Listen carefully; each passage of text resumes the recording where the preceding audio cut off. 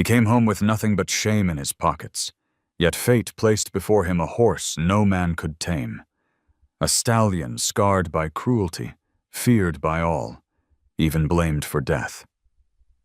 Everyone said it was impossible. But when the boy stepped into the storm, something happened no one expected. This is the story of a broken soul and a wild heart that chose to heal. Together. The first light of morning spilled across Bitterroot Valley, turning the fields silver with dew. The mountains stood still in the distance, their ridges painted in soft purples and deep blues. A cold mist clung to the earth, carrying with it the smell of wet sagebrush and fresh soil. The world seemed quiet, almost sacred, as if it were holding its breath. Down a dirt road that cut through the wide valley, a young man walked with his shoulders hunched and his gaze fixed on the ground. Ethan Miller, 19 years old, looked older than his years in some ways, and far younger in others. His frame was lean, almost fragile, the kind that hinted at skipped meals and hard labor. His boots, cracked and weather-beaten, squelched softly in the damp soil, carrying him toward a place he had once thought he'd never return to, his uncle's ranch.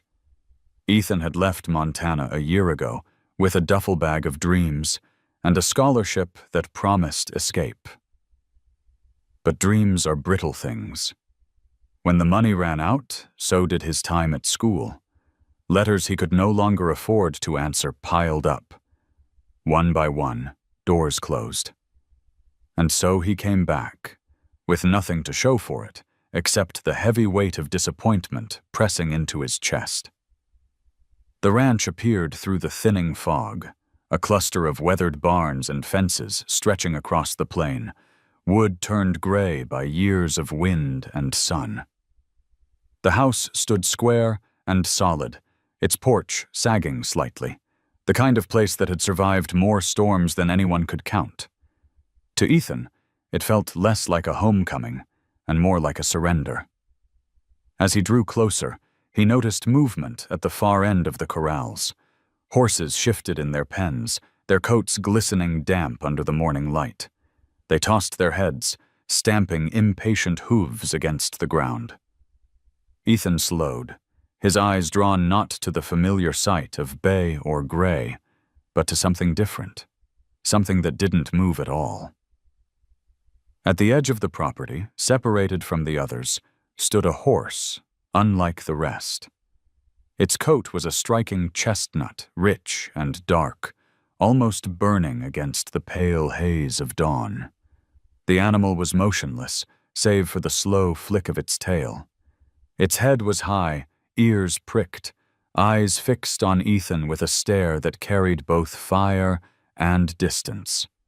Even from across the yard, Ethan could see the scar carved along the side of its neck, a pale mark cutting through the red-brown fur like lightning frozen in place. A shiver traveled down his spine. It wasn't fear, not exactly, more like recognition, as though something deep inside that horse mirrored the ache inside himself. He couldn't explain it, not even to himself, but he felt the air shift. Before he could look longer, a voice called out, "Ethan!" He turned. His uncle, Jack Miller, stood on the porch with his hat pushed low, broad shoulders silhouetted by the pale light. Jack was a man carved by weather and war, his face lined with years of labor and loss. His hair had long since turned gray, and his eyes carried a weight that Ethan had never learned how to meet. "You're early," Jack said, voice gravelly, neither warm nor cold. "Breakfast's inside. You'll need it." Ethan nodded, adjusting the strap of his worn pack.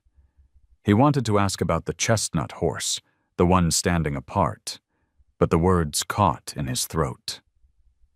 Instead, he walked toward the house, each step heavy, the morning mist curling around his boots like reluctant hands. Inside, the air smelled faintly of coffee and wood smoke. The kitchen was plain, functional, oak table scarred by years of knives and spurs, set carelessly on its surface, shelves lined with chipped mugs and jars of canned fruit. Jack poured coffee into 2 mugs, sliding one across the table without a word. Ethan sat, the chair creaking under his weight. He wrapped his hands around the cup, grateful for the heat. Silence filled the room, broken only by the occasional tick of the clock on the wall. Jack finally spoke, eyes steady on his nephew. "This ranch isn't charity, Ethan. You'll earn your keep. Chores start before sunup, end when the work's done." "That's how it is, I understand," Ethan murmured, though his voice sounded smaller than he meant it to. Jack studied him for a moment, then nodded. "Good." He leaned back, the chair groaning under his frame. His gaze shifted toward the window, where the first rays of real sunlight were spilling across the corrals. For a moment, his jaw tightened, and something flickered in his eyes. Pain, maybe. Or memory. Ethan followed his gaze and caught sight again of the chestnut horse. It stood alone, head turned slightly, watching the house as though it, too, was waiting. Ethan opened his mouth, the question on his lips. "That horse." Jack's eyes snapped back to him, sharp and final. "Don't concern yourself with it." His voice was low, clipped. "Some things here are better left alone." The words landed heavy, closing the air between them. Ethan swallowed, nodding, but inside his curiosity burned hotter. Something about that horse, the fire in its eyes, the scar at its neck, refused to let him look away. As the sun climbed higher, Jack stood and placed his hat back on his head. "Finish your coffee. We've got work to do." He turned and stepped outside, boots striking against the wooden floorboards with the steady rhythm of a man who carried his own storms. Ethan remained at the table, staring into the dark surface of his coffee. Behind him, through the window, he could still see the chestnut horse standing motionless, its gaze fixed on him like a secret waiting to be told. And though Ethan didn't yet know it, that gaze was the beginning of everything. Ethan lingered at the table long after Jack had gone outside, his eyes fixed on the dark swirl in his coffee. Beyond the window, the chestnut horse still stood alone, its body taut as wire, every muscle alive with caution. The scar along its neck caught the sunlight like a pale thread against the red of its coat. Ethan felt its stare pressing into him even from a distance, like a challenge and a question all at once. He pushed the cup away, the bitter taste lingering, and rose to his feet. The air in the kitchen was thick, filled with the smell of smoke and the faint echo of words Jack had spoken. Some things here are better left alone. They weighed on Ethan heavier than the pack he had carried home. Outside, the morning had sharpened into brightness. The fog was gone, and the land stretched clear and wide, a patchwork of fields, fences, and sky. Jack waited near the barn, his broad frame solid against the weathered boards. He was adjusting the cinch on a bay gelding, hands moving with the kind of efficiency that only years of repetition could teach. "Grab that pitchfork," Jack said without looking up. His voice cut through the air, steady but distant. "Stalls need cleaning." Ethan nodded, moving quickly, though he felt every gesture of his own clumsy compared to his uncle's practiced ease. The handle of the pitchfork was smooth from years of use, the iron prongs dulled by dirt and time. He pushed into the straw, the scent of ammonia rising sharp into his nose. The barn was dim, shafts of sunlight cutting through cracks in the walls. Dust floated like golden motes, turning the air thick, almost holy, as if the place carried its own quiet reverence. For a long while, neither of them spoke. The only sounds were the scrape of tools, the shuffling of hooves, the occasional snort of a horse shifting in its stall.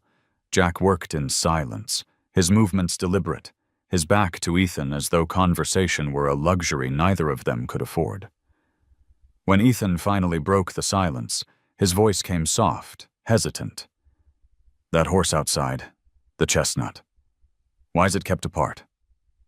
Jack froze for the briefest moment, his hand tightening on the rope he was coiling. Then he went back to his task. "Doesn't matter." "It seemed different," Ethan pressed, the words slipping out before he could stop them. Jack straightened, turning just enough for Ethan to catch the hard line of his jaw, the shadow in his eyes. "Different isn't always good." His tone ended the conversation as firmly as a slammed door.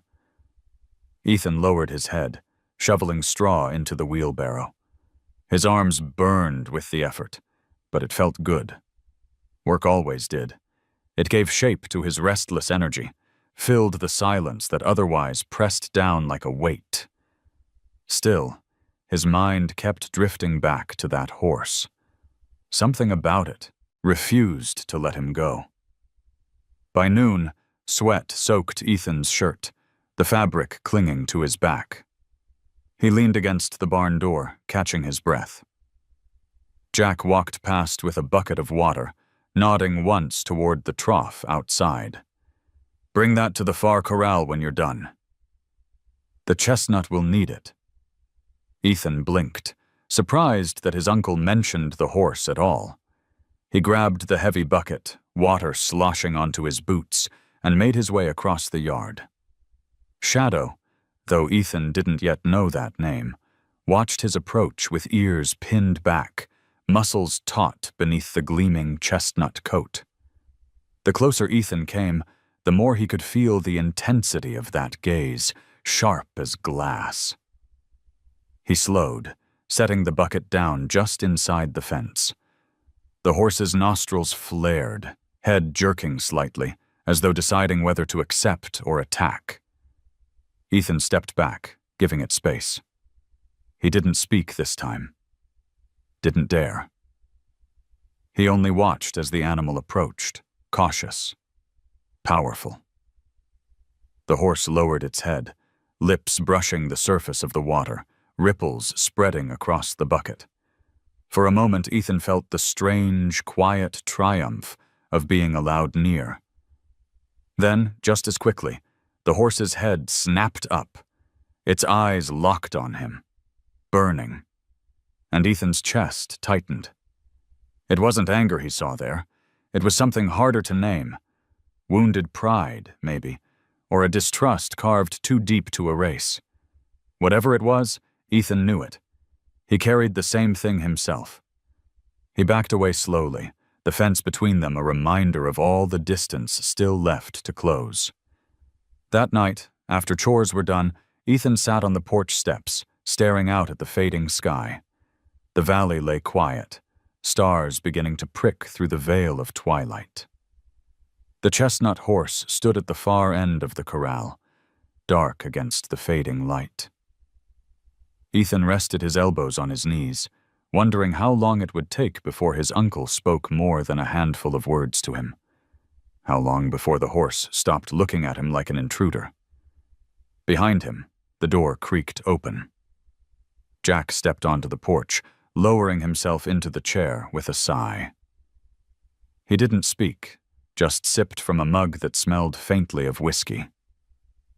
The silence between them stretched, heavy but not entirely empty. Finally, Jack set the mug down and spoke, his voice roughened by the night air. "That horse has broken every man who's tried to ride it." Some walked away limping. Some didn't walk away at all. Remember what I told you this morning, Ethan. Some things are better left alone. The words hung there, stark and final. But when Ethan looked out again at the chestnut horse, the scar glinting faintly under the rising moon, he knew with absolute certainty that he couldn't look away. The next morning arrived with a brittle edge of cold, though the sun promised warmth later in the day. Ethan rose before the rooster crowed, his body still heavy from the labor of the day before. His hands ached, palms raw from blisters already forming. He flexed his fingers, testing the sting, and smiled faintly at the proof that he was beginning to belong again to the rhythm of ranch life, even if only in work, not in heart. Jack's footsteps echoed through the hall outside, the creak of old floorboards announcing his presence before his gravel voice did. Up already? Good. Barn needs tending, Ethan answered with a quick nod, pulling on his faded shirt and stepping out into the morning. The air carried the scent of damp earth and wood smoke from the stove. The valley stretched wide around him, bathed in the pale gold of sunrise. Horses shifted in their corrals, tossing their heads impatiently as if demanding the day's work to begin. By mid-morning, Ethan found himself in the main barn, pitchfork in hand, straw rustling under his boots. Dust swirled in the shafts of sunlight that pierced the gaps in the planks, lighting the air like a cathedral. The sounds were ordinary. Snorts, the scrape of hooves, the creak of wood. But to Ethan, every note pressed into him as though the place were whispering secrets he hadn't yet learned to hear. He moved from stall to stall, careful with the geldings and mares, giving them wide space. Most ignored him, too accustomed to the rhythm of human presence to react. Yet when he reached the last stall at the far end, his breath caught. Inside, standing apart from the others, was the chestnut horse. Its coat shone even in the dim light, deep russet turning nearly black in the shadows, with streaks of gold where the sun touched its flank. The scar along its neck was more visible here, stark against the sheen of its fur. The horse's ears flicked forward, eyes sharp and dark as polished stone. Unlike the others, this one did not turn away, did not shift nervously or ignore him.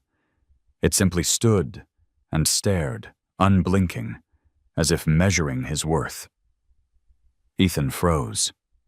The air thickened, carrying the scent of hay and sweat, the muffled beat of his own heart pounding against his ribs. He raised his hand slowly, palm open, fingers trembling slightly. Easy, he whispered, though he knew the word meant nothing to the animal.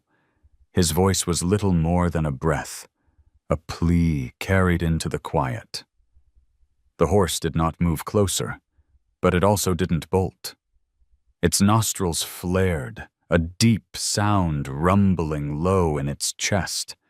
Not quite a threat, not quite a welcome.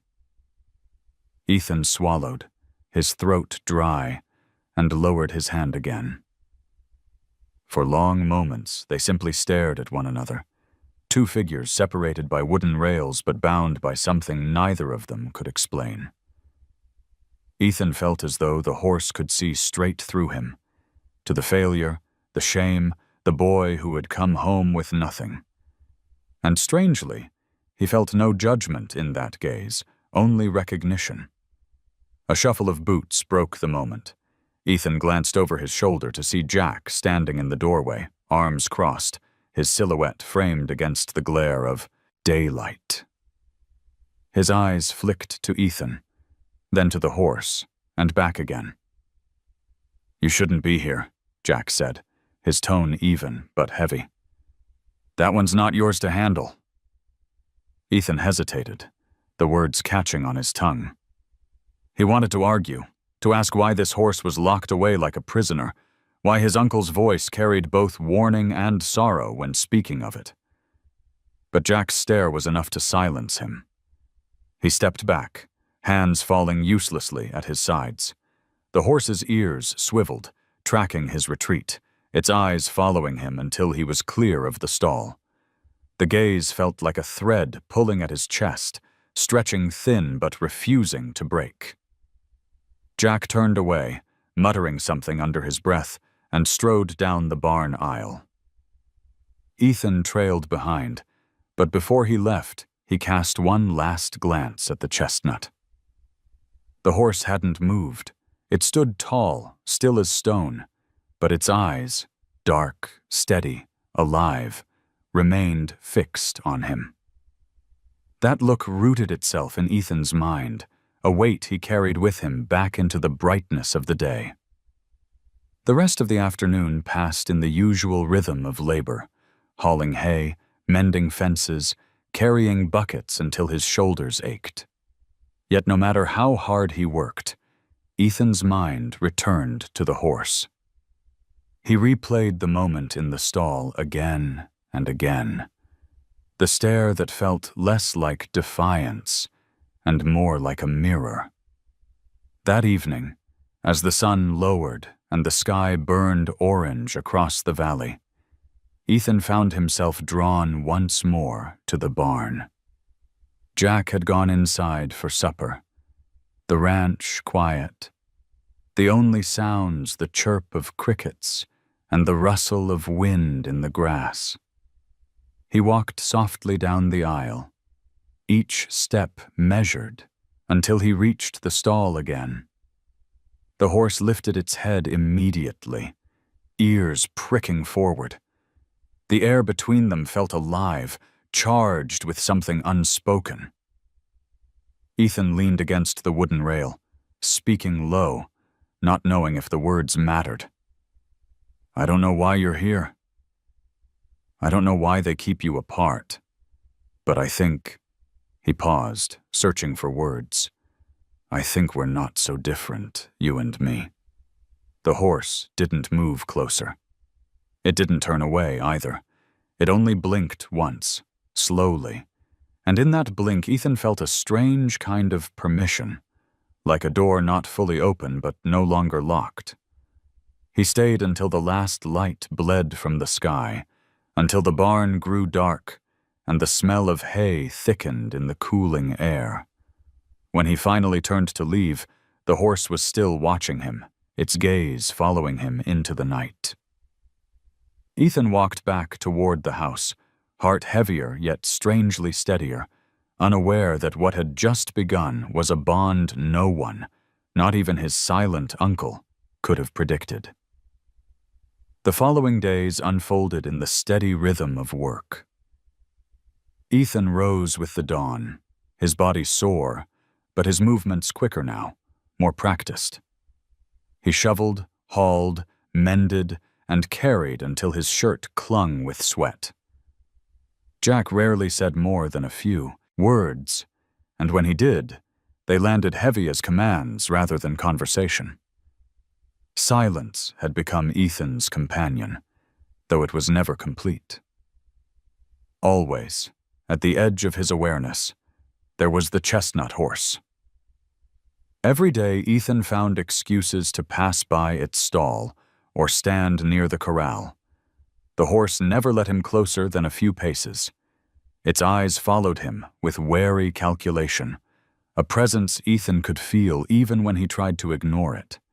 That gaze was both a weight and a promise, a reminder that something lingered between them, fragile and unspoken. It was late afternoon when he first met Maya. He had been repairing a length of broken fence at the north pasture, sweat dripping into his eyes as the sun leaned low in the sky. From across the field came the rhythmic drumming of hooves, followed by the figure of a young woman riding bareback on a spotted Appaloosa mare. Her long black hair streamed behind her like a dark ribbon, her posture straight, effortless. She rode with no reins, only a touch of her hand on the horse's neck, her movements fluid, as if the two were joined by some invisible thread. Ethan paused, leaning on the hammer, unable to look away. He had never seen anyone ride like that. The mare slowed as she approached, nostrils flaring, breath steady.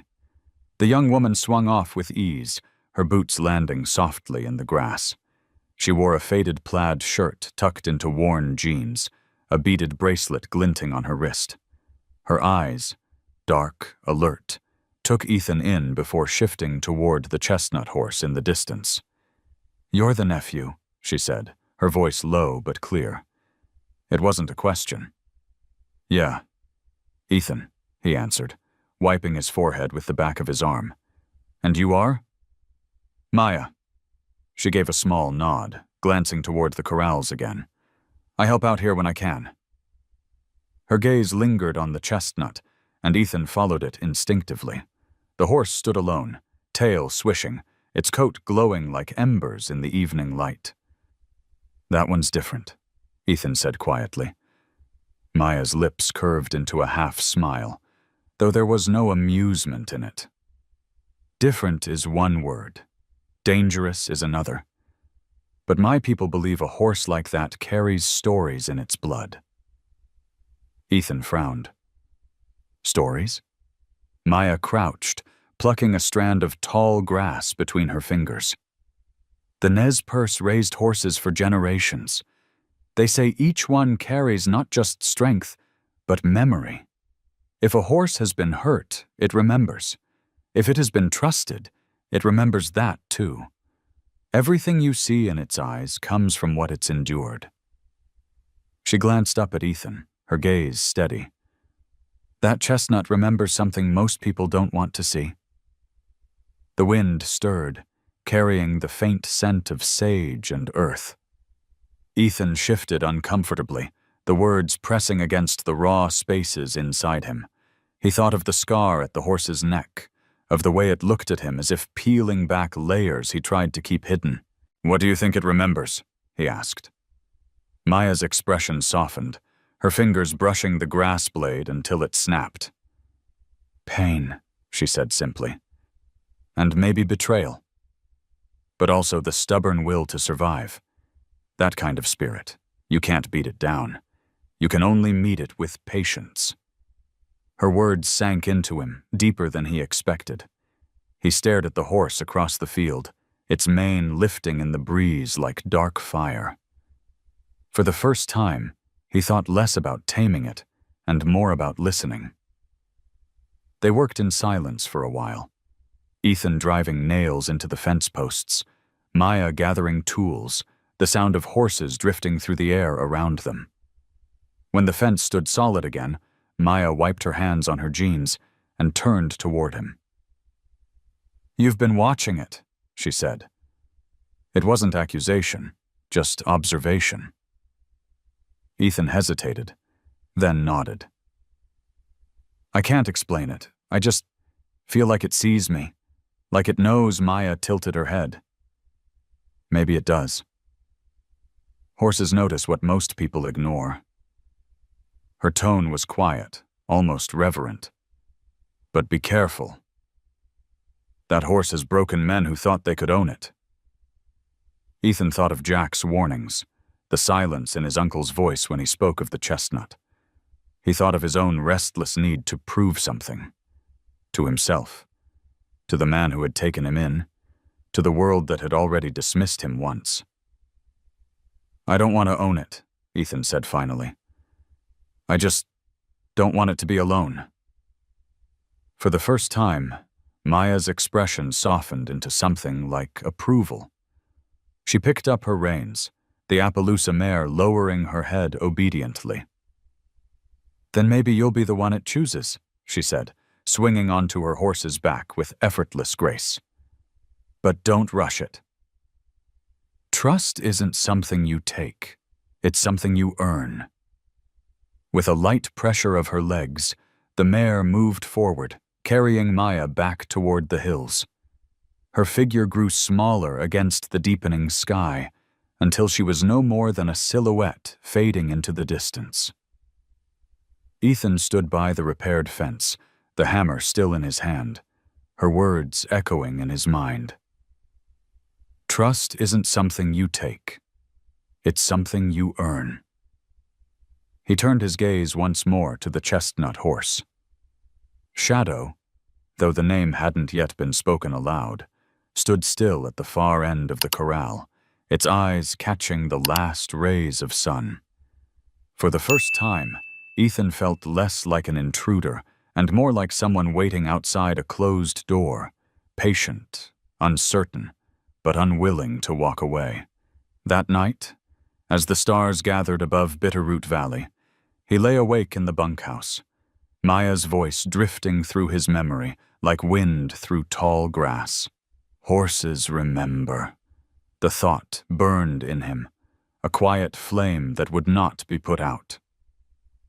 The day after fixing fences with Maya, Ethan woke before dawn, the bunkhouse still wrapped in darkness. The valley lay quiet outside, the silence broken only by the faint murmur of crickets and the lowing of cattle far off. He swung his legs over the side of the narrow cot, rubbed the grit from his eyes, and sat for a moment, letting the stillness settle into him. Something gnawed at him, a restlessness, a pull he couldn't quite name, though he knew where it led. When he dressed and stepped out into the cool air, the eastern horizon was just beginning to glow. The mountains, dark and hulking, framed the valley floor in shadow.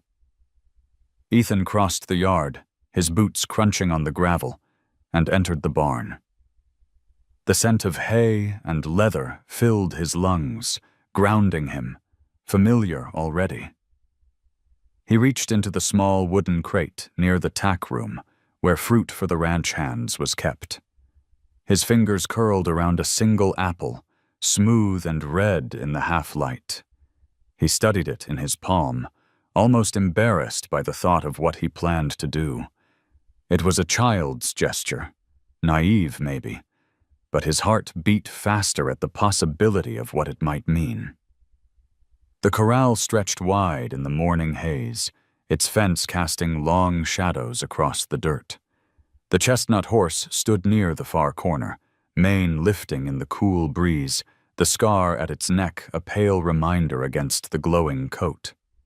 It was beautiful in a way that hurt, wild and untamed, every line of its body carrying both defiance and sorrow.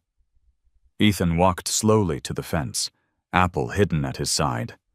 The horse's ears flicked toward him, its body tense, hooves shifting in the dirt. Ethan stopped a good distance away, careful not to crowd it. He let the silence breathe between them before speaking. "Morning," he murmured, voice low, as though afraid to disturb the air. "I brought something." He lifted the apple into the light, holding it out with an open palm over the top rail. The fruit glistened with dew, the skin shining deep crimson.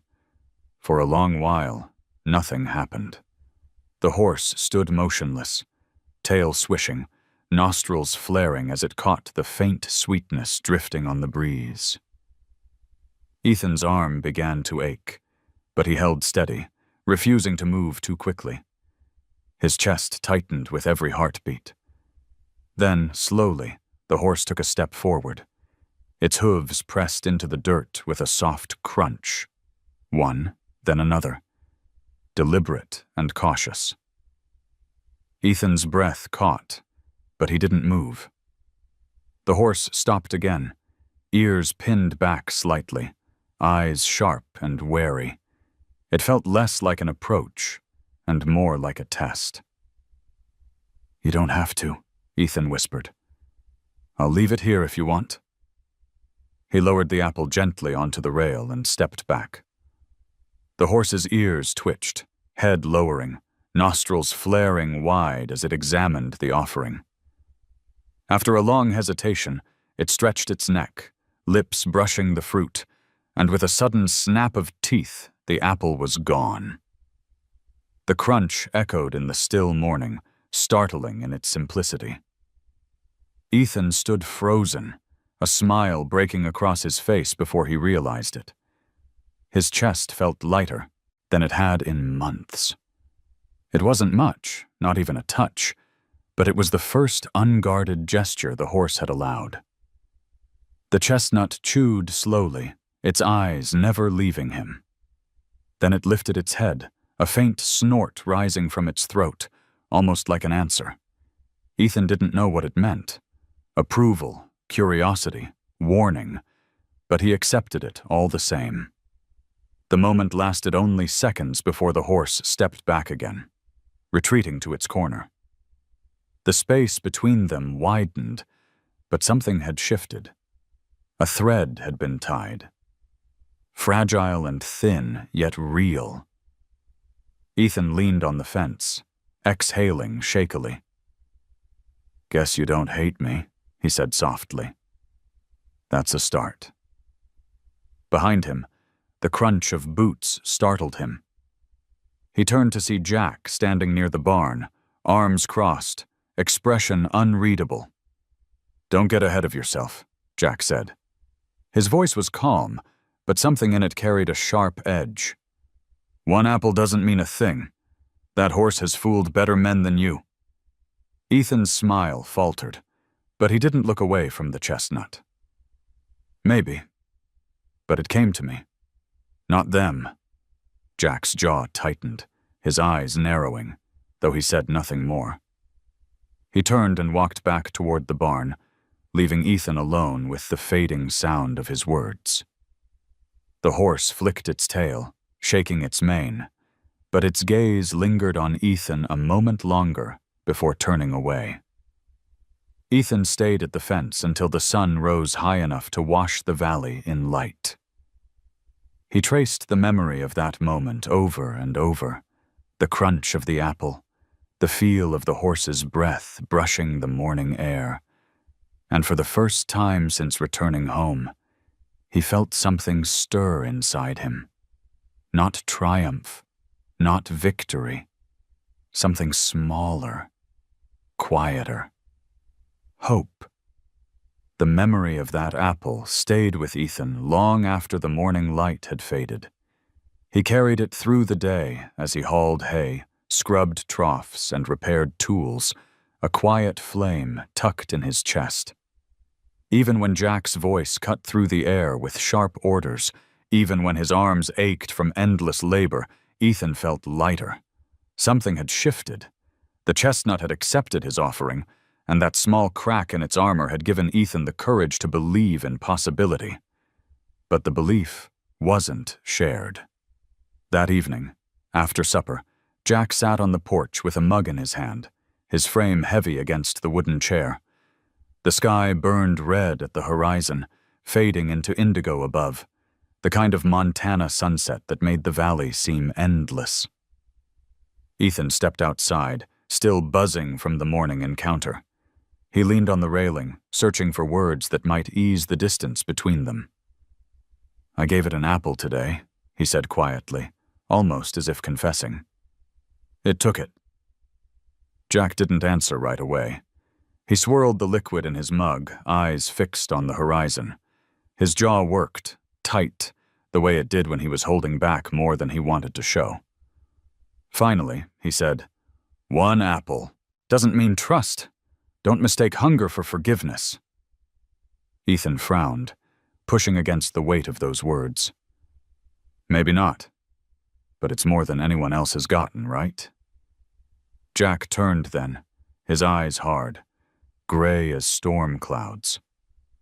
"Don't start thinking you're special. That horse will break you if you push your luck, just like it's broken everyone else who thought they had a way in."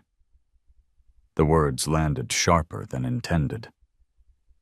Ethan opened his mouth to respond, but closed it again when he caught the flicker of something behind his uncle's eyes. Not anger, but grief. Jack looked away quickly, raising the mug to his lips as if to hide it. Silence stretched between them, the only sound the creak of wood under Jack's chair and the faint chirp of crickets in the fields. Ethan wanted to ask, to push, to understand why his uncle guarded himself so fiercely. But the look on Jack's face stopped him. It was the same look the chestnut horse wore, the kind that came from carrying something too heavy to name. Later that night, unable to sleep, Ethan slipped out of the bunkhouse. The valley was silver under the moon, quiet and endless. He walked to the corral where the chestnut stood, its coat glowing faintly like burnished copper. The scar along its neck caught the moonlight, pale and unforgiving. Ethan leaned on the fence, whispering into the dark. "What happened to you?" His voice broke slightly, as though the question wasn't meant only for the horse. "Who hurt you like that?" The horse flicked its ears, nostrils flaring, and stepped closer. For the first time, Ethan noticed the way it favored its left side when it moved, the subtle stiffness that hinted at old pain. The scar wasn't just a mark on its coat. It was a wound that had healed wrong, a reminder carved into flesh. Ethan's chest tightened. He thought of the way Jack had looked at him earlier, the shadows in his voice. He remembered the way his uncle avoided mentioning the horse except to warn him away, as though every glance at it pulled him back into a place he didn't want to return. Slowly, Ethan pieced it together. The horse wasn't the only one marked by something it couldn't escape. The next morning, chores carried their usual rhythm. Ethan pitched hay into stalls while Jack checked the tack. The air was filled with the smells of dust and sweat, the scrape of shovels, the restless shifting of hooves. Yet under the noise lay a silence that pressed heavy between them. When Ethan finally spoke, his voice was hesitant. "Did something happen?" "With the chestnut, I mean—" Jack stiffened, his hands tightening on the bridle he was oiling. He didn't look up. "Don't dig into things you don't understand." "But I want to understand," Ethan pressed, though his tone was gentle. "It's not just the horse, is it?" Jack's head lifted sharply, his eyes flashing with something raw. For a moment, Ethan thought he'd gone too far. But then, Jack exhaled. The sound rough. Weary. "My boy," he said quietly. The words seemed torn from him, unwilling but unstoppable. He thought he could gentle it. Thought he could be the one, just like you. Ethan froze, his breath caught in his throat. Jack's gaze drifted past him, unfocused, fixed somewhere years away. "He wrote it once," Jack continued, voice low, trembling at the edges. "Didn't last 5 seconds before it threw him. Broke his back clean. He never got up again." The barn seemed to go still. The horses shifted uneasily, as if they too felt the weight of what had been spoken. Ethan's chest ached, the scar on the horse's neck flashing in his mind like a mirror to the scar in his uncle's voice. Jack looked at him then, eyes glassy but hard. "That horse took my son. You think I'll ever see it as anything else?" Ethan wanted to speak, to say that the horse wasn't to blame, that pain didn't erase the chance for healing. But the words died on his tongue. Jack turned away, shoulders heavy, his hands trembling slightly as he set the bridle aside. The rest of the day passed in silence. Ethan worked until his muscles screamed, each task dull with repetition, his mind circling Jack's revelation. The chestnut wasn't just an untamable horse. It was a living reminder of Jack's deepest wound. And in some impossible, unexplainable way, Ethan felt that his own failures, his own scars, had brought him to the same place. That night, he returned again to the corral. The horse stood waiting, its gaze steady in the dark. Ethan stepped closer than before, his voice breaking as he whispered, "He blames you." "But I don't." The horse didn't move, didn't shy away. It simply watched, its eyes reflecting the pale glow of the moon. For the first time, Ethan felt that the distance between them wasn't only wood and wire. It was pain, shared, heavy, but no longer borne alone. The days after Jack's confession felt heavier, as if the very air of the ranch carried grief. Ethan worked harder, hauling, cleaning, mending until his arms trembled, as though he could shovel away the silence that weighed between them. Jack rarely looked at him, and when he did, the lines in his face seemed carved deeper, old wounds etched into stone. But the horse, Shadow, as Ethan had begun to call it in his own mind, was always there, watching, waiting. The scar on its neck gleamed in the light of morning, a brand of pain it carried like armor. Ethan visited whenever he could, sometimes with an apple, sometimes with nothing but his presence. Each time, Shadow stepped a little closer, ears twitching, eyes burning with both suspicion and something Ethan wanted to believe was curiosity. Word of it spread. Ranch hands whispered about the boy who lingered at the corral, about the horse that had never allowed anyone near, yet seemed not to chase him away. Some laughed, shaking their heads. Others watched with interest, their own disbelief softening into wary hope. Rick Donovan, the ranch's owner, was not amused. It happened one morning when the workers gathered near the main barn to receive their assignments. Rick arrived in his truck, stepping out with the kind of presence that filled the yard. He was a broad man, his belly pressing against his leather vest, his hat tilted low. A cigar smoldered in his hand, the smoke curling into the crisp air. His eyes found Ethan immediately. "I hear you've been wasting time with that chestnut," Rick said, his voice carrying easily across the group. The other hands went silent, their eyes flicking between the two men. Ethan's throat tightened, but he nodded. "I've been spending time near him." "He's not what people think," Rick barked out a laugh, sharp and humorless. "Not what people think? That horse has thrown every man who's tried to ride it. Cost me money, nearly cost me a lawsuit. And you, a green kid fresh back from school, think you know better?" "I don't think I know better," Ethan said, his voice firmer now. "I just think he deserves a chance." Rick's smile was thin, mocking. He puffed on his cigar, then flicked the ash onto the dirt. "Fine. Then let's give you your chance. Tomorrow morning you'll take him into the round pen. No saddle, no bridle, just you, the rope, and him. If you can get close enough to put a halter on him, maybe I'll believe you. If not, you stay away from him for good." A murmur rippled through the workers. Some shook their heads, others smirked, waiting for the spectacle. Jack stood apart, arms crossed, his jaw set, but he said nothing. Ethan's heart pounded. He wanted to argue, to say it wasn't fair, that trust couldn't be forced into a single morning. But he knew this was the only way. If he refused, Rick would shut him out completely. If he accepted, he might lose. But at least he would have tried. "I'll do it," Ethan said, surprising even himself with the steadiness of his voice. Rick's smile widened. "Good boy. Let's see if you last longer than the rest."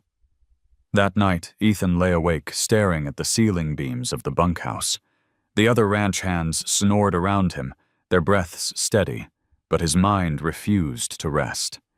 He replayed Jack's words, the grief etched in his uncle's voice when he spoke of his son. He thought of Maya's quiet wisdom, her belief that horses remembered everything.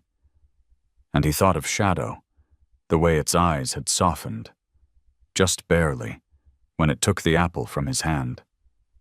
At some point, unable to bear the weight of his thoughts, Ethan slipped outside. The moon hung low, silver light spilling across the valley. He walked to the corral, boots crunching softly on gravel, and found Shadow standing near the fence as if waiting. Ethan leaned against the rail, his voice quiet, trembling. "Tomorrow, they want me to prove myself. To prove you, I don't know if I'm ready, but I won't hurt you. Not ever.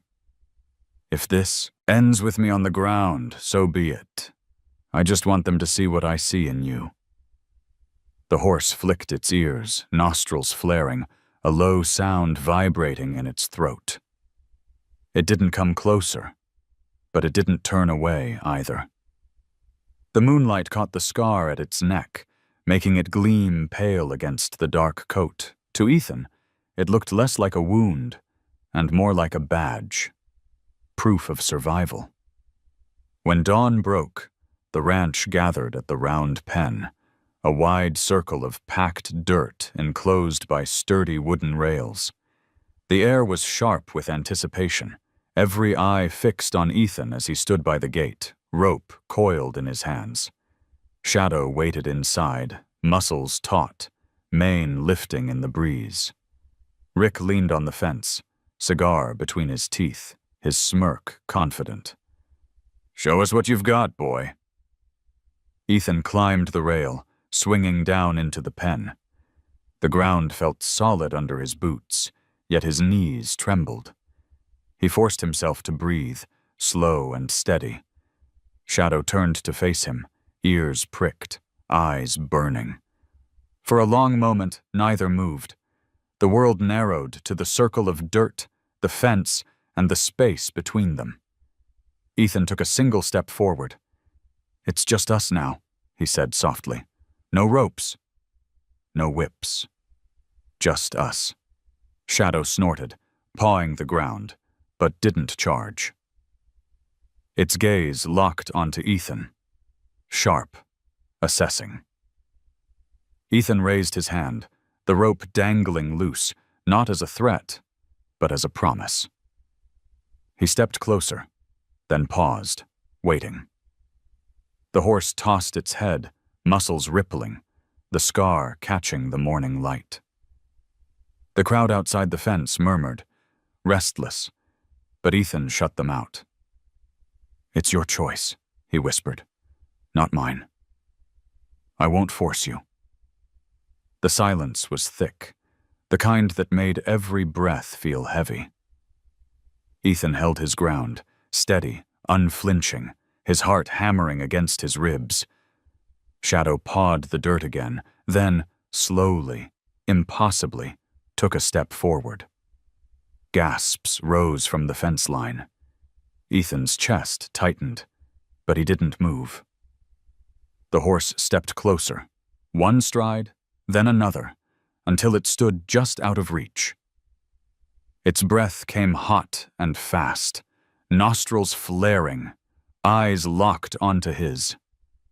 Ethan raised the rope, hand trembling, and extended it gently toward the horse's neck.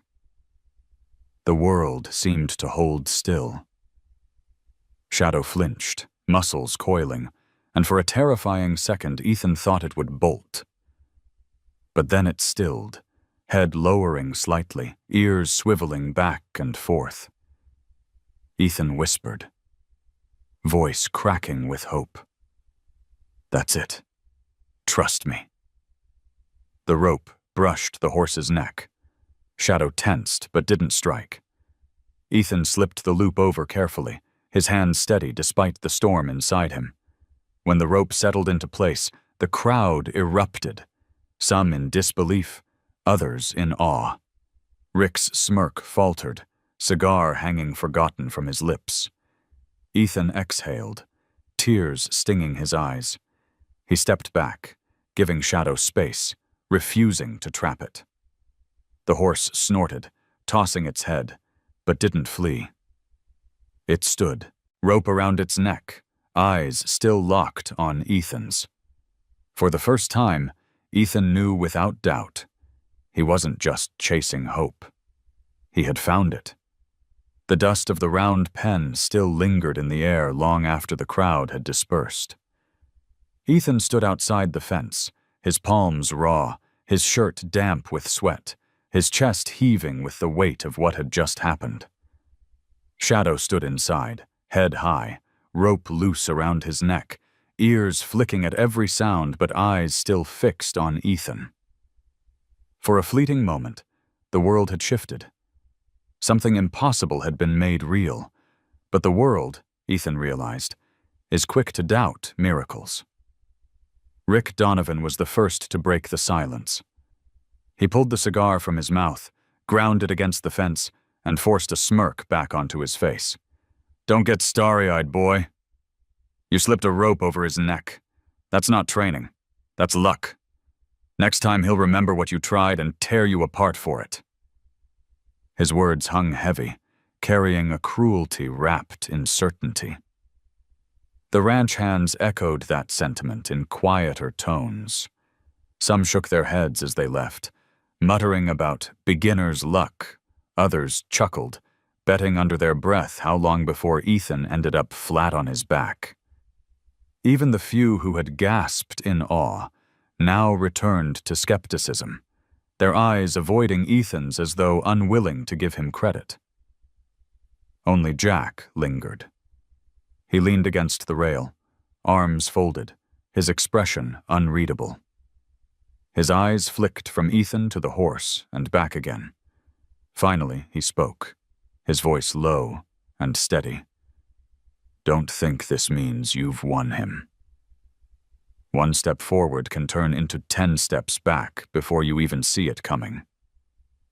Ethan met his uncle's gaze, frustration rising in his chest. "Why can't you just admit it?" He let me close. He trusted me.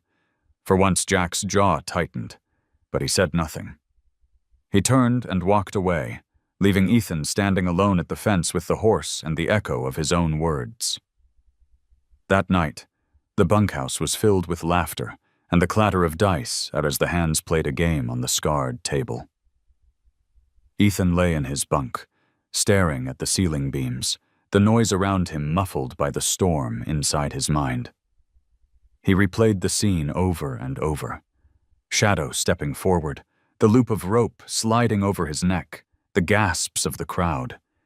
Each time, he felt that spark of triumph, followed quickly by the sting of doubt planted by Rick, by Jack, by everyone else who had seen. What if they were right? What if it had been chance, not connection? What if tomorrow Shadow remembered and lashed out, leaving Ethan broken like the others? Sleep came late, restless, haunted by images of hooves striking, of dust rising, of his uncle's grief-stricken eyes. The following morning dawned gray, clouds heavy across the valley. The air smelled of rain, thick and metallic. Ethan went to the corral before breakfast, drawn there by a force stronger than hunger.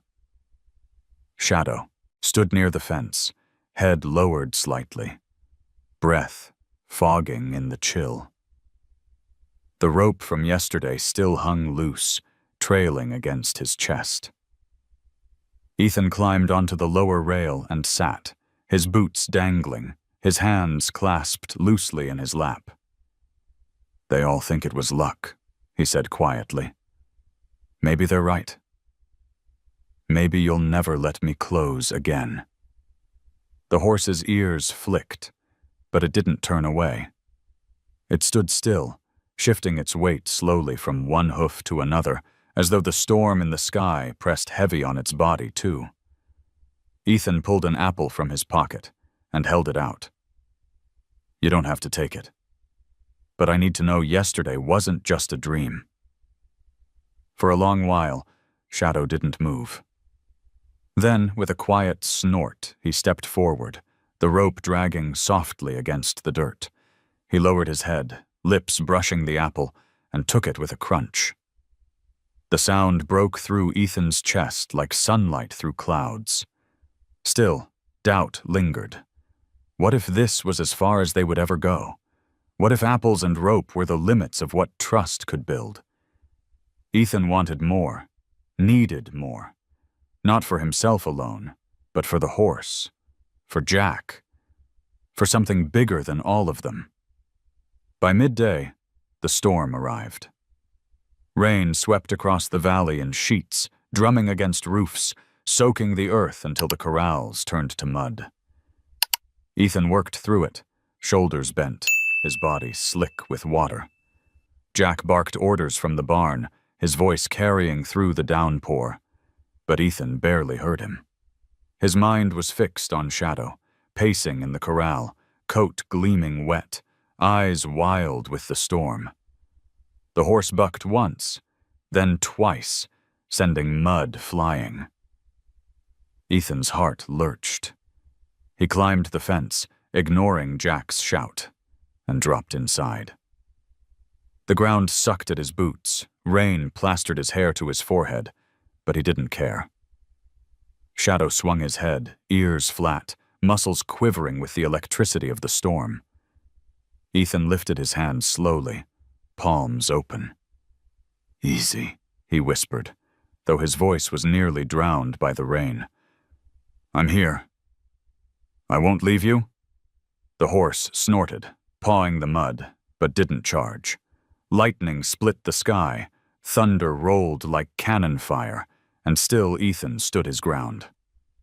For long minutes they held their positions, boy and horse, storm and silence, until Shadow's breathing slowed, his head lowering just slightly. Ethan stepped forward. One pace, then another, until he was close enough to touch. He raised his hand, trembling, and let it hover above the horse's soaked neck. Shadow flinched, then stilled. Ethan pressed his palm against the warm, slick coat. In that instant, all the doubt inside him seemed to fracture. The storm still raged around them, but within the circle of their closeness, Ethan felt something stronger than fear. Trust. Not full, not complete, but real. When he finally stepped back, his body shaking, he knew tomorrow the doubts would return. Jack's silence, Rick's sneers, the whispers of the hands, they would all try to steal this away. But for that moment, under the fury of the storm, Ethan believed. And belief, however fragile, was enough. By late July, the valley baked under long days of heat. The grass in the pastures had yellowed, and the air held the thick smell of dust and sweat. Work slowed under the weight of the sun, but unease ran high. Word of Ethan's trial with Shadow still drifted through the ranch, whispered like a secret everyone wanted to see unravel. Some waited for the moment he would fall. Others lingered at the fences, curious if the boy's quiet persistence might prove stronger than their doubt. Even Ethan wondered. Every morning he brought apples or carrots, sometimes only his silence, sitting on the rail while Shadow watched him with those dark, fire-lit eyes. The horse allowed him closer now, close enough to brush fingers along its mane if he moved carefully. Yet trust felt like sand in his hands, always shifting, never certain. The tension of it all weighed heavier with each day. And then the storm came. It rolled across the Bitterroot like a dark tide, clouds piling high, black and swollen with lightning. The wind carried the smell of rain long before the first drops fell, sharp and electric, raising goosebumps along Ethan's arms. Horses grew restless in their corrals, snorting, stamping, their nerves stirred by the pressure in the air. Shadow was worse than the rest. By the time thunder cracked overhead, the chestnut had begun to pace the fence line, muscles rippling under his coat, tail lashing like a whip. His ears pinned back, his eyes white at the edges, every movement sharp with panic. Ethan dropped the tools he was carrying and ran. Jack shouted something behind him, a warning lost in the wind, but Ethan's boots were already pounding across the yard. Rain began to fall, thick and sudden, soaking him through within seconds. He reached the corral as lightning split the sky, the flash throwing Shadow's scar into stark relief. The horse reared, hooves slicing the air, the sound of them striking the ground lost in the roar of thunder. Ethan's chest seized with fear, but he didn't stop. He climbed the fence, heart hammering. Inside the pen, mud sucked at his boots as rain turned the dirt to slurry. Shadow spun, kicking out, his body a storm within the storm.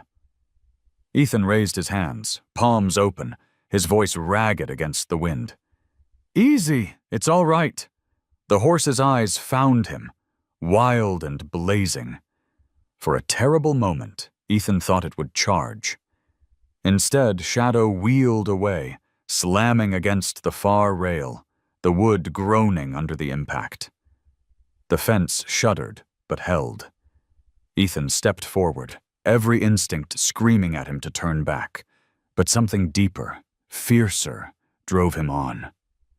He thought of Jack's son, broken in the dirt. He thought of Maya's words, that horses remember pain, but also patience. And he thought of himself, how many times he'd been thrown by life, how many times he'd gotten up anyway. "Look at me," Ethan shouted, his voice cutting through thunder. "I'm not leaving you." Shadow stopped, just for a breath. Rain sheeted down his coat, mane plastered against his neck, scar glowing pale in the lightning's flash. He stood trembling, sides heaving, nostrils flaring. Ethan moved closer, slow, deliberate, until he was within reach. His hand shook as he lifted it, fingers spread wide. Shadow's ears flicked back, his muscles quivering like drawn bowstrings.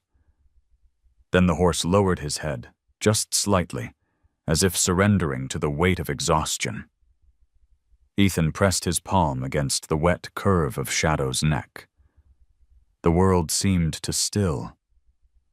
Thunder rumbled, rain hammered, but within that circle of contact, there was only breath and heartbeat, both racing, both alive.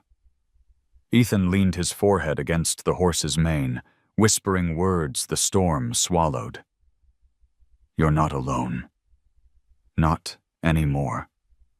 Shadow shivered, not from fear, but from something else, a release, a letting go. Behind them, a crash split the night. A tree at the edge of the property had taken the lightning, bursting into flame even in the downpour. Horses screamed in the distance, workers shouted, but Ethan didn't move. His body was pressed against Shadow's, their survival tethered together by that fragile touch. When the storm finally began to pass, the valley steaming in its wake, Ethan stepped back slowly. Shadow raised his head, shook his mane, and let out a long, deep breath, the kind that seemed to empty years of fear from his lungs. Ethan's legs trembled, but his heart felt steadier than it had in years. By morning, the storm had left broken branches scattered across the fields and mud pooled in the corrals, but it had also left something else, something unspoken, but undeniable. The workers whispered of what they'd seen, the boy standing in the storm with the horse that bowed its head. Some dismissed it as desperation. Others nodded, thoughtful, the seeds of belief taking root. Jack said nothing. His silence was heavier than usual, his eyes unreadable. But when Ethan glanced at him across the yard, he thought, just for an instant, that his uncle's gaze softened. Ethan didn't need words. He already knew. The storm had broken more than the sky. The storm had left its scars on the valley, branches scattered across fields, fences leaning where the wind had torn at them, puddles of mud still gleaming under the sun. Yet for Ethan, it felt like something had been cleared away. He could still feel the weight of Shadow's neck beneath his palm, the trembling that had stilled when they stood together in the rain. That night, He had whispered a promise into the storm, and for the first time, he believed the horse had heard him. But the ranch was not a place for miracles to rest.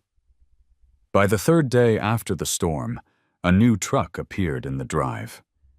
It was sleek and polished, dust from the road unable to dull its shine, a stark contrast to the weather-beaten rigs the ranch hands drove.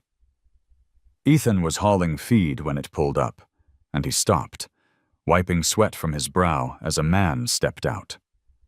He was tall, broad-shouldered, dressed in a crisp white shirt tucked into dark jeans that looked more suited to city streets than dirt fields. His boots gleamed. A wide belt buckle caught the sun, and his hat sat at just the right angle to suggest confidence without effort. His handshake was firm, his smile sharp. "Name's Clayton Reeves," he announced, his drawl thick with Texas warmth, but edged with steel. "I hear you've got yourself a horse here." A chestnut stallion that stirred up quite a bit of talk, Rick Donovan emerged from the barn, his own grin wide as a fox's. "You heard right? The boy's been fooling with it, but it's a damn fine animal." Strong as any I've seen, Ethan stiffened at the word fooling. He set the feed bag down and stepped forward before he could stop himself. "His name's Shadow," he said quietly, surprising himself with how natural it felt to claim that. "And he's not just an animal. He's—" Rick cut him off with a wave of his hand. "The kid's soft-hearted. Don't pay him much mind. You wanted to see the horse? Let's go." Clayton's eyes flicked to Ethan, studying him for a moment, then back to Rick. "I'd like that." They walked toward the corral where Shadow stood, mane lifting in the breeze, scar visible in the morning light. Clayton stopped at the fence, his sharp gaze sweeping over the stallion. A smile tugged at the corners of his mouth.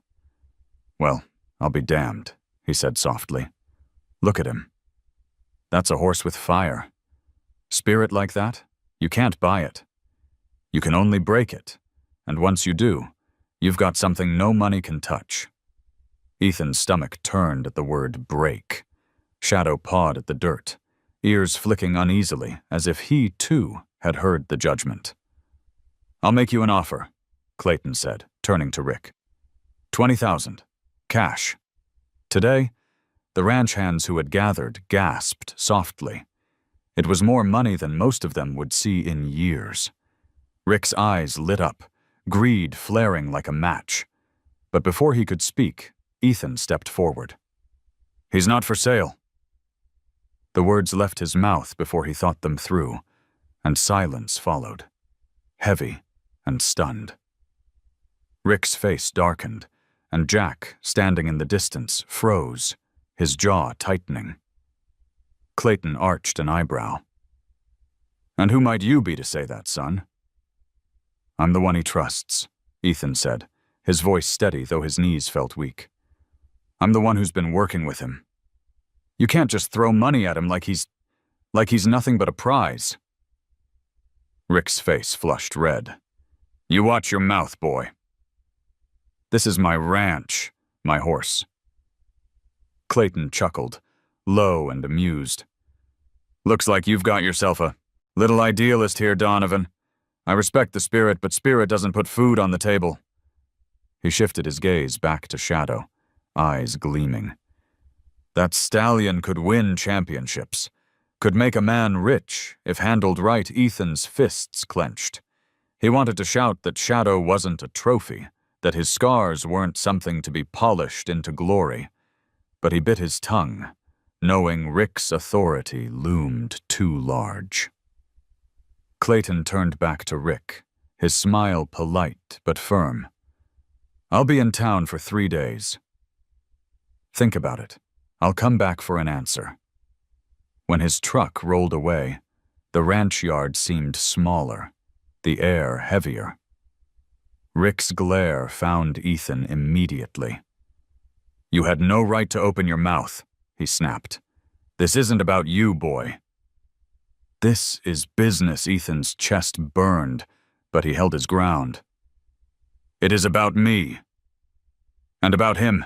You think you can sell him off like a piece of equipment? He's not. Jack's voice cut in, deep and sharp.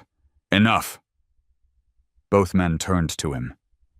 Jack stood with his hands on his belt, his eyes dark.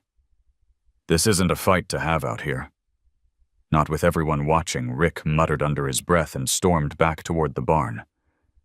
The hands drifted away, whispering.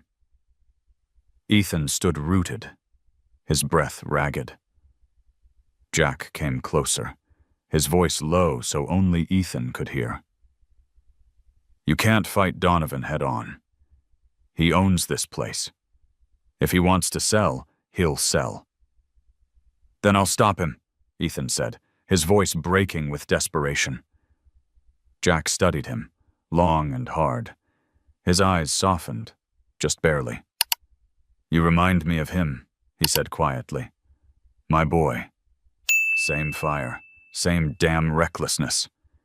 The words cut Ethan deeper than he expected, but Jack turned and walked away before he could answer.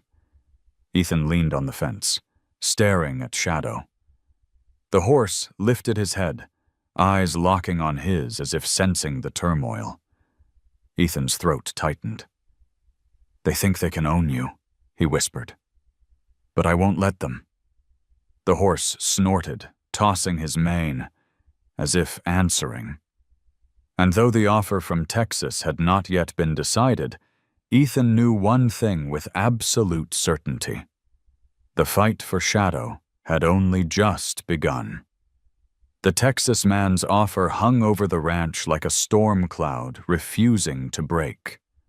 For days, no one spoke of much else. The hands muttered about the money, the repairs it could buy, the debts it could ease. Even the kitchen table conversations bent toward it, though Jack stayed silent, his face locked in stone. Rick, however, walked the yard with a kind of restless eagerness, as though he could already feel the weight of those bills in his pocket. Ethan carried the heaviness of it everywhere he went. He worked harder than ever, shoulders aching, fingers blistered, trying to prove by sweat alone that Shadow was worth more than money. Yet the more he tried, the more the whispers grew. That horse could make Donovan rich. The boy's just in the way. The weight gnawed at him until one morning, while leading Shadow from the corral into the round pen for light exercise, everything unraveled. The day had begun calm, the valley quiet under a pale blue sky. Ethan carried the rope loosely, his movements practiced now, his voice low as he spoke to the horse. Just a little today. Nothing hard. Shadow's ears twitched, his head lowering slightly as he walked. But as they reached the pen, laughter carried across the yard. Two of the younger ranch hands leaned against the fence, watching. Smirks plastered on their faces. Careful, college boy, one of them called. Don't break your neck before the Texan cuts the check. Ethan's jaw tightened. He ignored them, focusing on Shadow. But tension crept into his shoulders, into the grip of his hands. Horses feel what people carry, and Shadow felt it like a spark. His muscles tightened, his ears pinned back, and when Ethan moved too quickly to close the gate behind them, Shadow bolted sideways, eyes flashing white. The rope snapped taut, jerking Ethan off balance. He stumbled, pain lancing up his arm. Easy, he cried, but his voice was sharp with frustration instead of calm. Shadow reared, hooves cutting the air, the sound of them cracking down into the dirt like gunfire. Ethan yanked on the rope without thinking, a desperate reflex to stop the horse from pulling free. It was the worst mistake he could have made.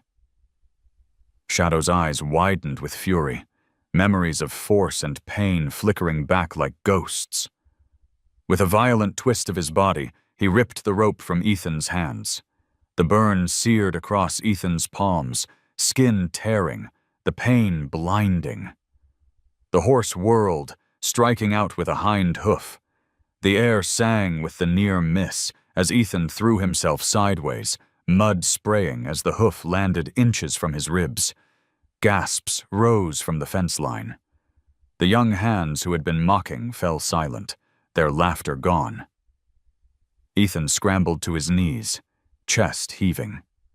Shadow stood across the pen, nostrils flaring, rope dangling from his neck, every muscle trembling with rage and fear. Their eyes met, and for the first time since the apple, since the storm, Ethan felt the distance between them widen again into a chasm. Jack's voice cut across the silence, sharp and unforgiving. "I told you. One wrong move, and he'll put you in the ground." Ethan staggered to his feet, shame burning hotter than the pain in his hands. He wanted to explain, to say it wasn't Shadow's fault, that he had lost his calm, that the mockery from the fence had pulled anger into his voice. But no words came. He only stood, breathing hard, while Shadow pawed the dirt, untouchable once more. Rick strode forward, his face red. "You see? That horse is a menace. Reeves is right. Best thing to do is sell him before he kills someone else. I'll not risk another man's life because you think you're some kind of whisperer." Ethan's throat closed. He turned away, unable to meet the stares of the men around him, unable even to look at Jack. He walked from the pen with his fists clenched and his head down, blood from his torn palms dripping into the dust. That night, Ethan sat alone on the porch, the ranch quiet around him. His hands stung with every movement, bandages rough against broken skin. He stared at the dark outline of Shadow in the distance, the stallion pacing slowly along the fence line, restless, as if caged by more than wood. "I failed you," Ethan whispered, his voice hoarse. "I lost my temper, and you saw me as one of them. I swore I wouldn't hurt you, and still I did." The words dissolved into the night, unheard but heavy. He leaned his head into his hands, pain cutting through him deeper than any rope burn. For the first time, doubt wasn't just whispered by others, it roared from inside him. Maybe Jack was right. Maybe Rick was right. Maybe all he had built with Shadow had been nothing more than fragile luck, waiting to shatter. The stars glimmered cold above the valley, indifferent to his turmoil. Shadow stopped his pacing, turning his head toward the porch. Their eyes met across the dark. Ethan wanted to believe there was still something there, some thread not yet broken. But in the silence, he could not tell. For 2 days after the incident in the round pen, Ethan kept his distance. His bandaged hands ached, but the pain inside was worse. Every time he walked past the corral, Shadow's eyes seemed harder, wilder, as if the fragile thread between them had been snapped beyond repair. The ranch hands avoided looking at him, some with smirks hidden behind their hats, others with pity. Rick, on the other hand, was openly satisfied. "Reeves will be back tomorrow," Rick said at supper, his voice booming across the table. "And this time, we'll give him the answer he's been waiting for. No more of this foolishness. That horse will fetch enough to cover our debts. And then some." Ethan clenched his jaw, staring down at his plate. The stew tasted of dust. Jack sat across from him, silent, his face as unreadable as ever. Ethan wanted to believe his uncle might speak up, might say the horse deserved another chance. But Jack's eyes stayed fixed on his meal, as though he had already surrendered to the past. That night, sleep would not come. Ethan tossed under the thin blanket, listening to the snores of the other hands in the bunkhouse, his mind circling the same thought. He couldn't let Shadow be sold. Not to Reeves, not to anyone who saw him only as a prize to be broken. So before dawn, He rose. The valley lay silver and hushed under the first hint of light, the air cool and sharp. Ethan crossed the yard, his boots soundless on the damp earth, and made his way to the corral. Shadow stood near the fence, mane dark against his chestnut coat, ears pricked at the sound of Ethan's approach. For a long moment, they only looked at each other. The scar on the horse's neck glowed pale in the half-light. Ethan gripped the rail, his throat tight. "I can't save you here," he whispered. "Not if they see you as nothing but money. So I'm going to do the only thing I can. I'm going to let you go." His voice cracked on the last word. He climbed the fence, his heart pounding, and crossed the pen with slow steps. Shadow snorted, shifting but not bolting. Ethan reached the gate on the far side, lifted the latch, and swung it open toward the fields. The path beyond stretched wide into the hills, endless and free. Ethan stepped back, arms falling to his sides. "Go," he said softly. "You're not mine to keep." For a moment, Shadow didn't move. Then, with a toss of his head, he bolted. His hooves struck sparks from the packed dirt, his mane streaming like fire as he thundered through the open gate. Ethan's chest seized at the sight, the sound of those hooves echoing into the valley like a farewell. He sank to his knees in the mud, breath shuddering. The emptiness felt unbearable, but it was better than seeing Shadow broken by a stranger's hand. He told himself it was mercy, even as tears stung his eyes. Hours passed. The sun rose, warming the fields. Work went on, the ranch buzzing with preparation for Reeves's return, but Ethan moved like a ghost, avoiding questions, hiding his raw palms in his pockets. Rick barked orders, pleased to have control restored. Jack watched his nephew from a distance, suspicion flickering in his eyes but no word spoken. By dusk, Ethan sat alone on the porch, staring at the horizon. The sky burned with colors, crimson fading into violet, the kind of Montana sunset that made even sorrow feel holy. He whispered into the quiet, "I hope you find peace out there." Then he heard it, a low rolling thunder of hooves across the hard earth. At first he thought it was just the ranch horses being brought in, but the sound grew louder, sharper, carrying a rhythm he knew by heart. He rose, his chest tightening, and turned toward the sound. Out of the haze of dusk came a chestnut blur, mane flying, eyes burning. Shadow charged across the pasture, straight toward the corral he had fled that morning.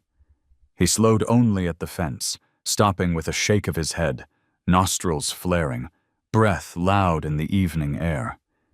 Ethan's heart stopped. "You came back," he breathed.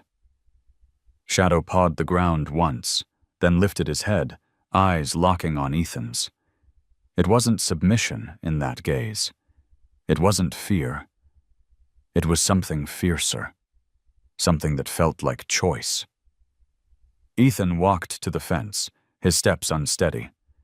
He raised his hand, palm open, and Shadow stepped closer, pressing his muzzle briefly against it before pulling away with a snort. The touch was brief, almost nothing. And yet it was everything. Behind him, the bunkhouse door opened. Jack stood in the doorway, his figure dark against the lamplight. His voice carried across the yard, low and steady. Seems he chose his place after all. Ethan turned, tears blurring his vision. Jack's face was unreadable, but his eyes held something softer than Ethan had ever seen there. For the first time in days, Ethan felt hope bloom again. Not fragile this time, not fleeting, real. Shadow had been given freedom, and still he had chosen to return. The night after Shadow's return, Ethan barely slept. Every time he closed his eyes, he saw the chestnut stallion thundering back across the valley, dust rising behind him like smoke, his eyes alight with something no rope could bind. Ethan replayed it again and again, until dawn found him still awake, staring at the bunkhouse rafters with a heart too full to contain. When he stepped outside, the valley was quiet, bathed in the pale gold of early morning.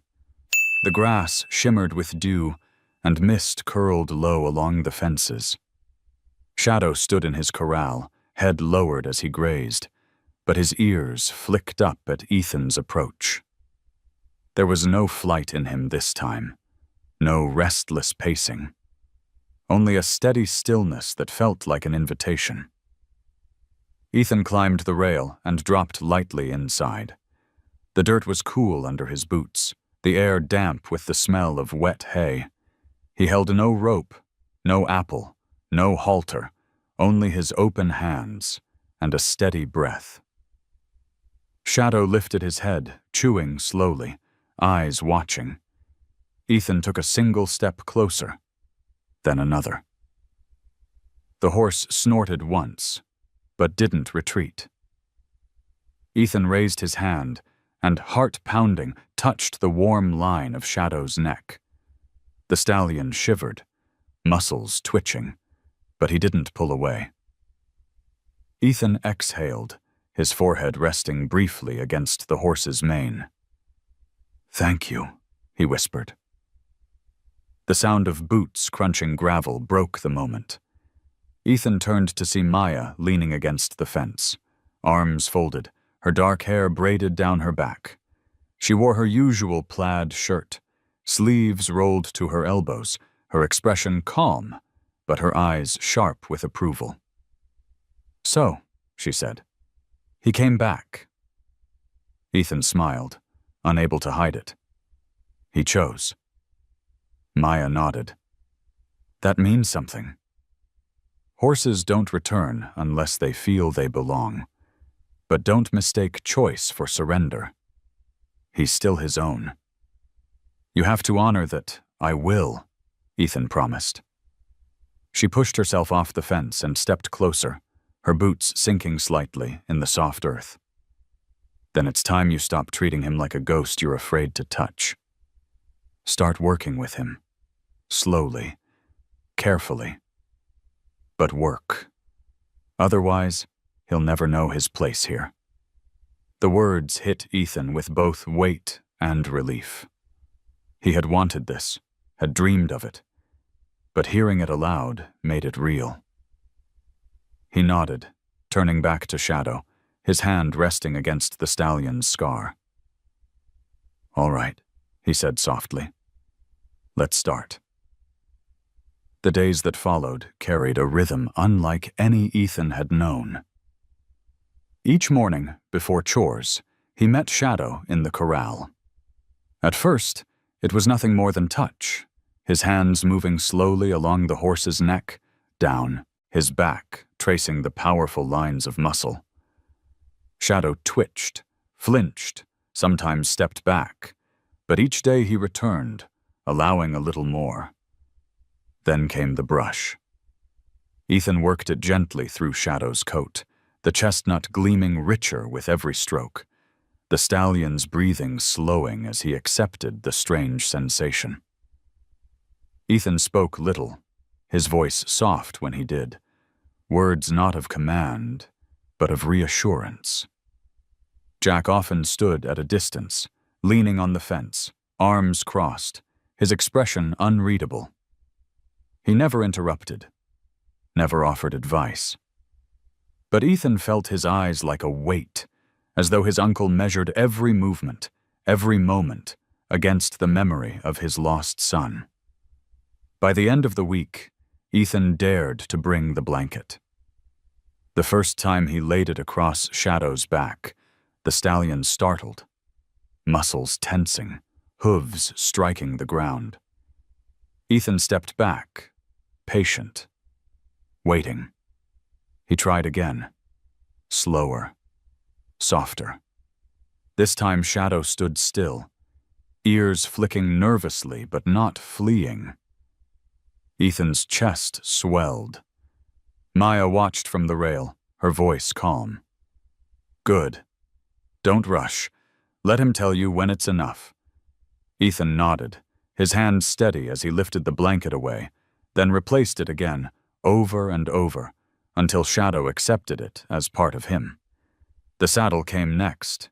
Ethan carried it on his shoulder, the leather creaking, the smell of oil and dust strong in the morning air. Shadow eyed it warily, nostrils flaring, a low sound rising in his chest. Ethan stroked his neck, whispering, "It's not what you think. I won't hurt you." He lifted the saddle slowly, carefully setting it across the blanket.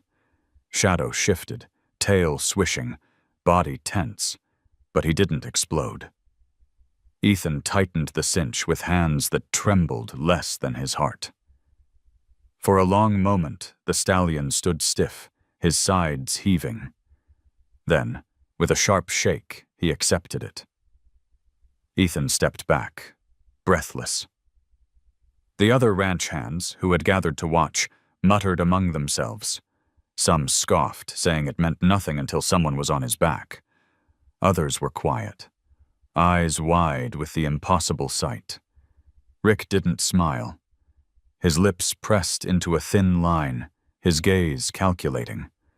But he said nothing, perhaps waiting for the next chance to prove the boy wrong. That night, Ethan sat on the porch steps, his body aching but his spirit alight. The valley stretched quiet before him, stars glittering like scattered fire. Shadow stood in the corral, head lowered as he dozed, the saddle now nothing more than another piece of the world he had learned to accept. Jack joined him silently, lowering himself into the chair with a grunt. For a long time, they sat without speaking, the crickets filling the night air. Finally, Jack said, his voice rough, "He's letting you do what he never let anyone else."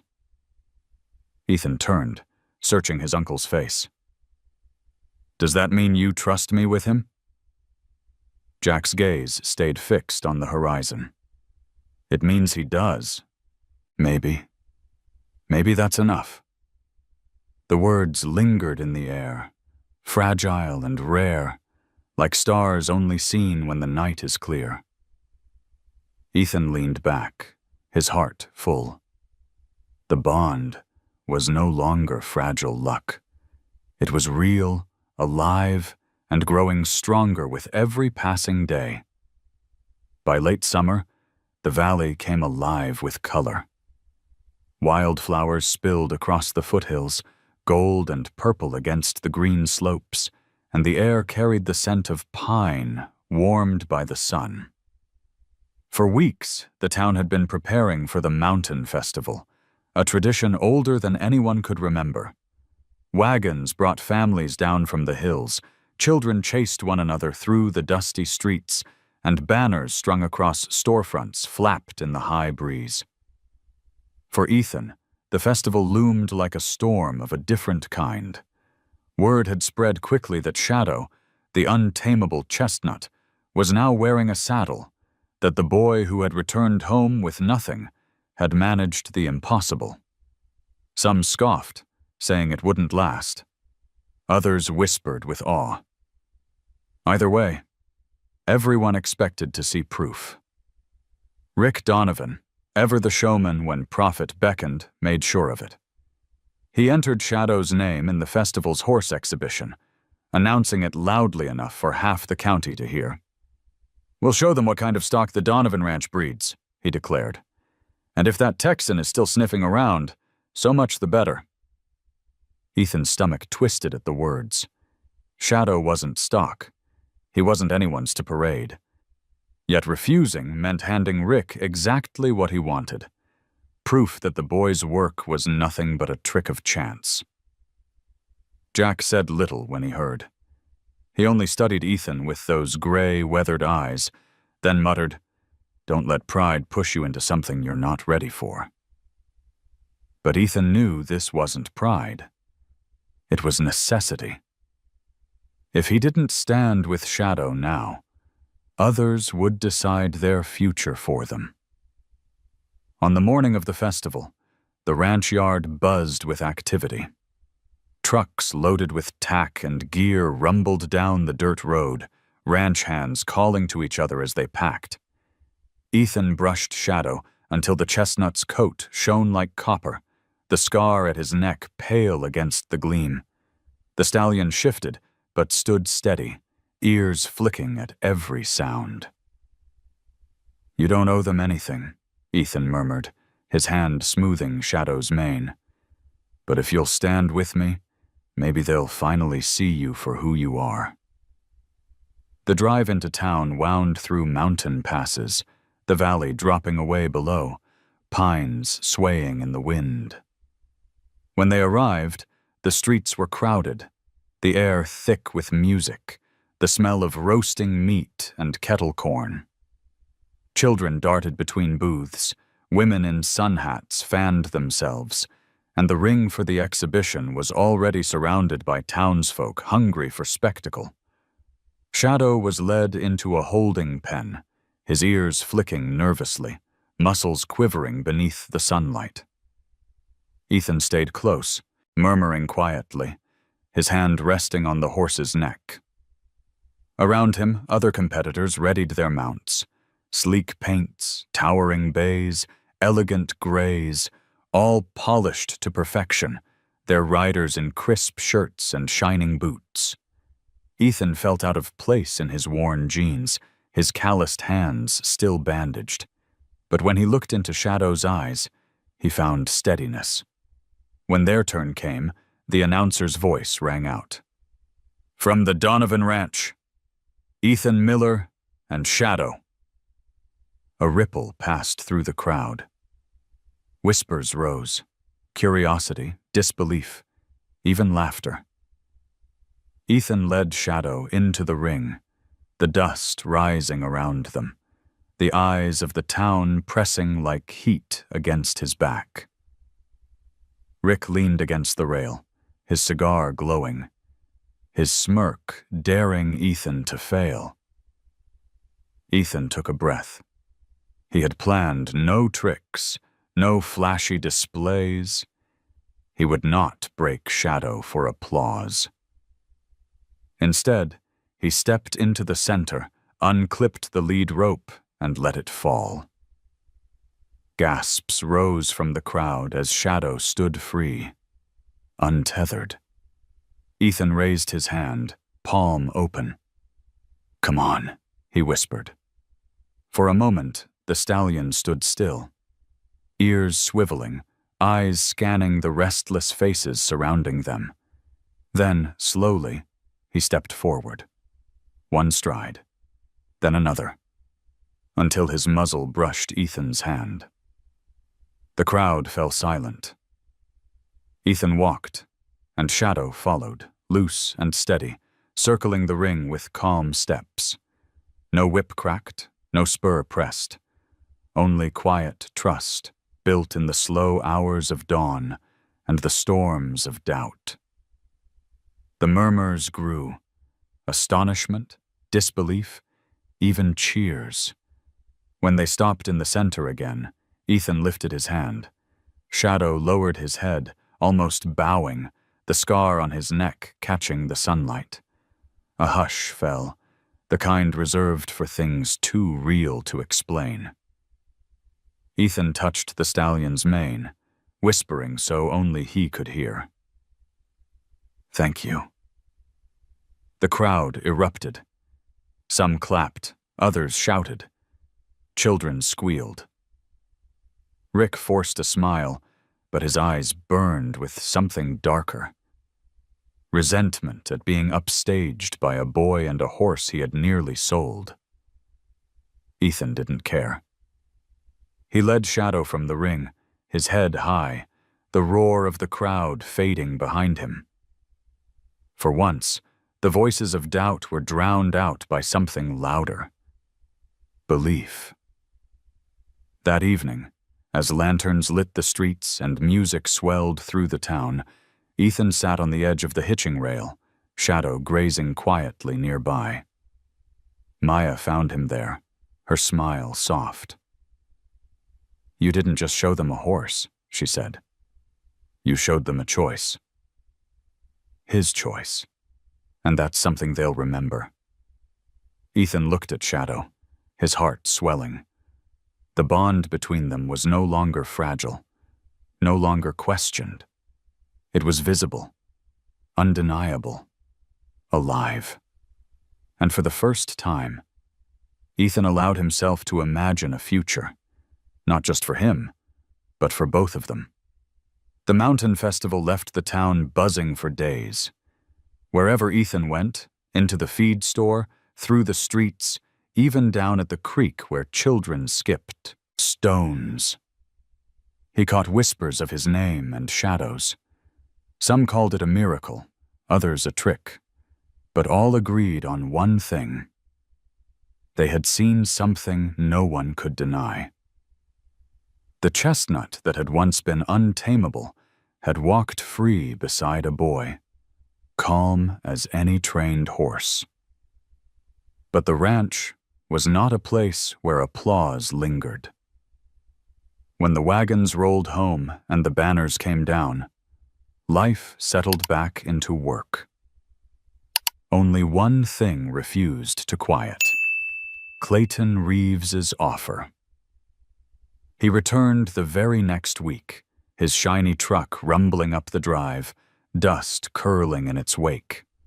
His boots struck the ground with authority as he climbed out, hat tipped just so, a smile sharp as his words. "Well, Donovan," he drawled, "I saw that little show in town." "Impressive, I'll admit. The horse carries himself like fire wrapped in muscle." "My offer still stands. 25,000 this time. Take it or leave it." Rick's eyes gleamed, greed shining plain as the sun. "You've got yourself a deal," he began, already reaching to shake Reeves's hand. Ethan stepped between them. His heart pounded, but his voice carried clear. "No, he's not for sale." The yard froze. The ranch hands stared, some with smirks, some with wide eyes. Jack stood at the porch, silent, his face shadowed. Rick's fury burned red. "You don't speak for this ranch, boy," he snapped. "You don't own that horse." Ethan's chest tightened. He turned, looking toward the corral where Shadow stood, mane tossing in the wind. The stallion's gaze locked with his, steady and unflinching. Ethan drew strength from it, the bond they had forged in storms and silence. "You're right," Ethan said, voice trembling but sure. "I don't own him. No one does. But he chose to stay. And if you sell him, you're not just selling a horse, you're breaking something that can't be bought back." Clayton chuckled, stepping closer, his boots crunching on gravel. "That's a fine speech, son." But horses don't choose. Men do. And men with money make the rules. Ethan stood his ground, fists clenched. "Then maybe it's time you saw what choice looks like." He walked to the corral and swung the gate wide. The crowd of ranch hands murmured, shifting uneasily. Rick cursed under his breath. Reeves smirked, confident the stallion would bolt at the first chance. But Shadow didn't run. The chestnut lifted his head, nostrils flaring, eyes sharp. He trotted forward, muscles gleaming under the sun, and stopped directly beside Ethan. He pressed his muzzle against the boy's shoulder, a gesture simple, yet undeniable. The yard fell silent. Rick's mouth opened, but no words came. Reeves's smile faltered, his confidence cracking. Ethan lifted his hand, resting it against Shadow's scarred neck. His voice rang out steady. "He's not leaving. Not with you. Not with anyone. He stays here. Because he chose it." For a long moment, only the wind answered. Then Jack's voice broke the stillness. Rough, but clear. The boy's right. All eyes turned to him. Jack stepped off the porch, his boots heavy, his shoulders squared. He looked at Rick, his brother-in-law in all but blood, and then at Reeves. I lost my son to that horse, but I see it now. He wasn't lost because the animal was wild. He was lost because we tried to force what should have been earned. Ethan's done what none of us could. He's given the stallion a reason to stay. The admission hung in the air, raw and final. Jack's eyes met Ethan's, softer than the boy had ever seen. And I won't see him taken again. Rick sputtered, fury choking him, but the decision had already been made. Reeves adjusted his hat, his smirk gone. You're making a mistake, he said coldly. That horse could have made you rich. Jack shook his head. We've got enough. Sometimes a man's wealth isn't counted in dollars. Reeves studied Ethan one last time, eyes narrowed, then turned and walked back to his truck. The engine roared, the tires spat gravel, and the dust swallowed him whole as he disappeared down the road. Silence lingered until Rick cursed again, stomping toward the barn, muttering about wasted chances. The hands drifted away, some shaking their heads, others glancing at Ethan with something like respect. Ethan stood with Shadow at his side, his hand resting on the horse's warm coat. Jack approached slowly, his face weathered, his eyes unreadable. You did what I couldn't, Jack said finally. You gave him a reason to trust. Ethan swallowed hard. I didn't do it alone. He gave me the same thing. Jack nodded, the faintest hint of a smile tugging at the corner of his mouth. Then maybe you both saved each other. The evening settled over the valley, golden light spilling across the fields. Ethan led Shadow toward the pasture, the horse walking freely beside him. No rope, no halter. At the gate, he paused, watching as the stallion trotted into the open grass, mane flying, his body a blaze of chestnut against the fading sky. He was free. Yet when Ethan called softly, Shadow turned, ears pricked, and came back to him. That night, Ethan sat on the porch steps, Jack in the chair beside him, both silent as the stars brightened above. For the first time since returning home, Ethan felt the weight of failure lift. He had come back with nothing. But now, he realized, he had everything that mattered. The horse was still untamable. And yet, he had chosen to stay. In the end, it wasn't about winning or losing, it was about choosing to stay. Shadow, the untamable chestnut, chose loyalty over freedom, and Ethan chose love over fear. Their story reminds us that sometimes healing is found in the most broken places. If you felt something in your heart, just drop a simple comment, type 0 or 1, so I know you're here with us. Don't forget to subscribe, because the next story might be the one that changes you forever.